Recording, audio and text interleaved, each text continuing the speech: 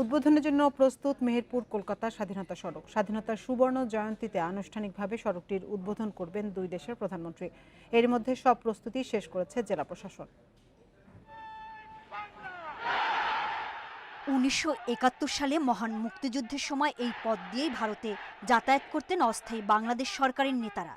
মেহেরপুরের সাথে পশ্চিমবঙ্গের হৃদয়পুরের সংযোগ স্থাপনকারী এই সড়ক দিয়েই মুজিবনগর আম্রকাননে এসে অস্থায়ী সরকার গঠন করে আবার ভারতে ফিরে যান তাজউদ্দিন আহমদ সৈয়দ নজরুল ইসলাম। ৫০ বছর পর মুক্তিযুদ্ধের স্মৃতি সংরক্ষণে আবারও চালু হচ্ছে সড়কটি। নাম দেয়া হয়েছে স্বাধীনতা সড়ক। এই সড়ক ব্যবহার করে সহজেই যাওয়া যাবে কলকাতা।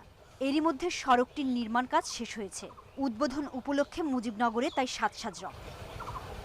ভারত বাংলাদেশ বন্ধুত্বের প্রতীক স্বাধীনতা সড়ক উদ্বোধনে খুশি সব শ্রেণী পেশার মানুষ।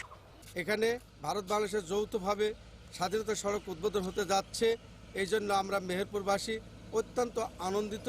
আমাদের দেশের স্বাধীনতার সুবর্ণ জয়ন্তীতে মেহেরপুর, মুজিবনগর এবং কলকাতার স্বাধীনতা সড়ক উদ্বোধনের কথা, সেটা আমাদের এলাকাবাসীর দীর্ঘদিনের আগ্রহ। এর ফলে নতুন প্রজন্ম মুক্তিযুদ্ধের ইতিহাস জানতে পারবে বলে আশা প্রশাসনের। ভারতের প্রধানমন্ত্রী নরেন্দ্র মোদী যখন বাংলাদেশে ভ্রমণ করবেন, সেই ভ্রমণের অংশ হিসেবে আমাদের মাননীয় প্রধানমন্ত্রী যৌথভাবে এই সড়কটি উদ্বোধন করবেন। সড়কটি উদ্বোধন হওয়ায় আর্থসামাজিক অবস্থার উন্নয়ন হবে বলে মনে করছেন স্থানীয় সরকার মন্ত্রী। স্বাধীনতা যুদ্ধে ভারত আমাদেরকে অভূতপূর্ব সহযোগিতা করেছেন, ১ কোটি মানুষকে আশ্রয় দিয়েছেন। জন্মলগ্নে এ দুঃসময়ে যারা আমাদের পাশে ছিল তাদের প্রতি আমরা কৃতজ্ঞ।